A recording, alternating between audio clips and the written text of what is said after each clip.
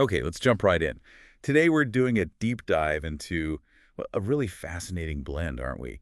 How a top watchmaker like IWC mixes serious tech with the charm of a story everyone knows. That's right. And the focus. It's this specific, very striking new watch.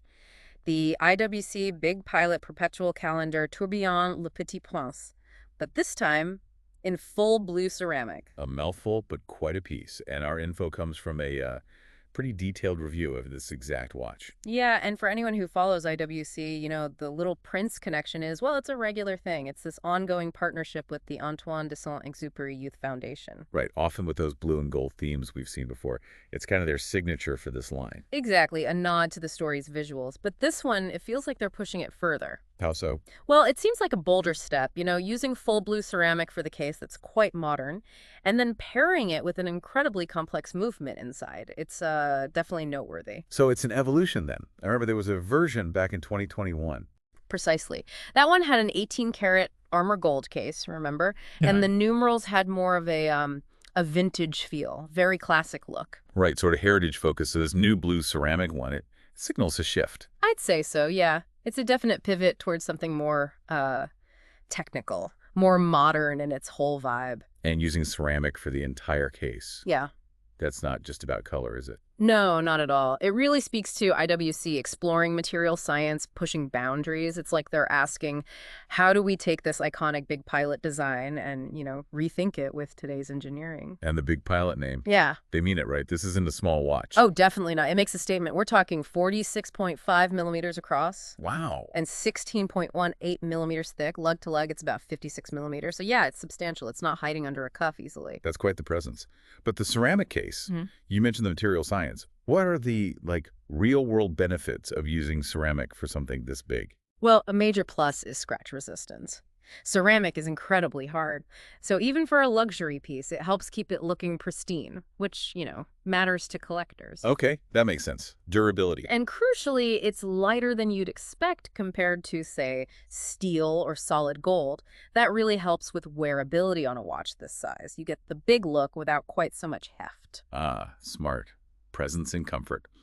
But it's not all blue ceramic, is it? I saw mentions of gold accents. That's right. They've used 5N gold, that's a type of red gold, quite strategically. It's on the screw-in crown and the ring around the case back. So just little touches. Exactly. It gives this beautiful contrast against the matte blue ceramic. Adds that touch of classic luxury back into the very modern material. It pops. And the blue color itself, the review called it cool and unusual. What's unique about it? Well, blue watches are popular, sure, but getting this specific matte blue in a full ceramic case, it still feels pretty distinct. It gives it this contemporary, almost techie look. And maybe a subtle link back to the story. Could be, yeah.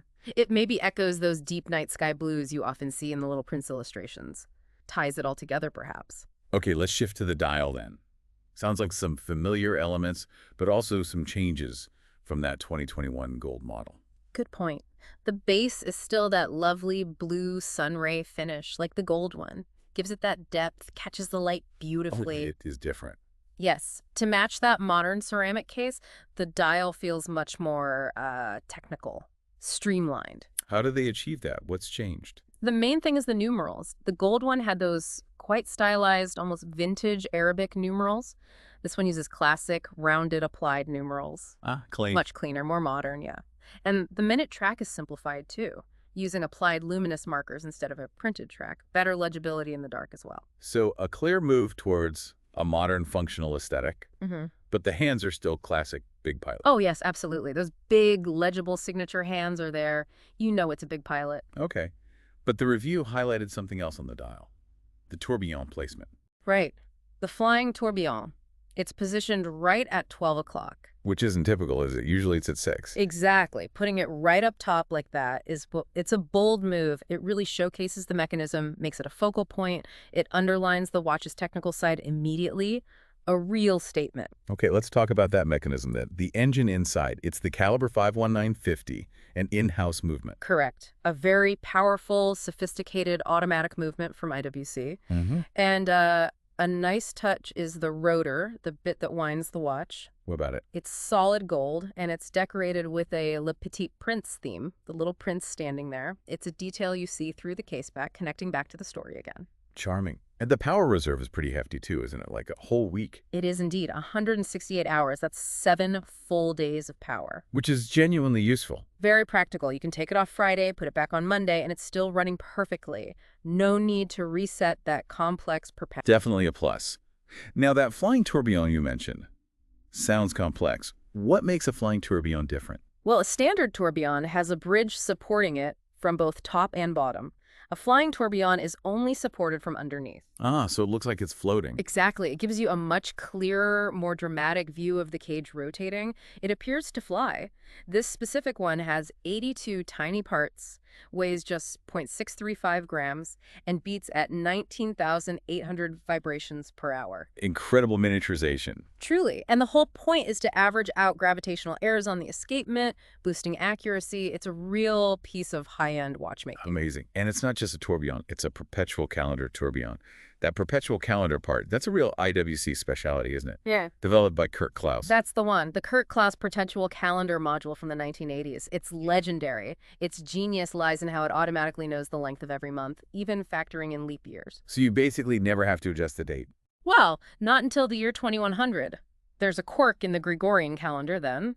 But otherwise, yes, it's mechanically programmed for centuries. It's like a mechanical memory. Unbelievable. Yeah. How do they display all that info, day, date, month, without cluttering the dial? It's neatly done across the 3 subdials. You get the day, the date, the month, and there's also a power reserve indicator tucked in there. And the moon phase display is quite special. Ooh, how so? It has the little prince himself standing on his asteroid depicted in the moon phase window. A lovely little touch. That's wonderful. And the review mentioned something crazy about the moon phase accuracy. It's astounding, really. It's engineered so precisely that it will only be off by one single day after 577.5 years. 577 years. 0.5, yes.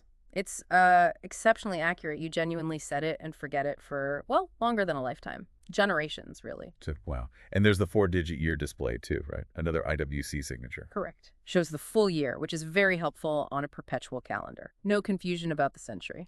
Okay, so complex movement, amazing calendar, striking blue ceramic case. How does it actually attach to your wrist? Comes on rubber. Yes, a blue rubber strap that matches the case color. Practical choice, really. Durable, comfortable, helps manage the weight of a larger watch. Makes sense. And the clasp, does it continue the theme? It does. It's a folding clasp, but it's made from gold, tying back into those gold accents on the crown and caseback ring. Keeps that luxury feel consistent. Right.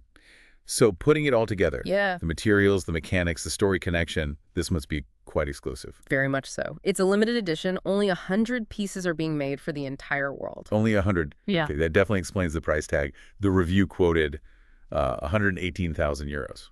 Or 100,000 Swiss francs. That's the territory, yes. It reflects the rarity, the complexity of that movement, the innovative materials, the craftsmanship. It's deep into horlogerie territory. You're buying more than just a watch. Absolutely. So wrapping up this deep dive, what are the main takeaways? What makes this blue ceramic Le Petit Prince stand out? I think it's really that that fusion. You've got IWC pushing the envelope with materials like the full blue ceramic, accented by that touch of gold. It looks incredibly modern, very striking. Technically. And technically, it's packed with their top-tier complications, the Perpetual Calendar, the Flying Tourbillon. It's a showcase of their watchmaking skill, but presented in this very contemporary package, all while still honoring that charming little prince theme. It's quite a unique combination. It really does sound compelling, that blend of cutting-edge tech, high art watchmaking, and then this thread of beloved literature running through it. It makes you think, well, with only 100 pieces out there at that price, what does owning something like this actually mean beyond just, telling time? What is it about mixing art, story, and this level of technical precision that makes some objects just so captivating? Something for you, the listener, perhaps to ponder after we finish up here.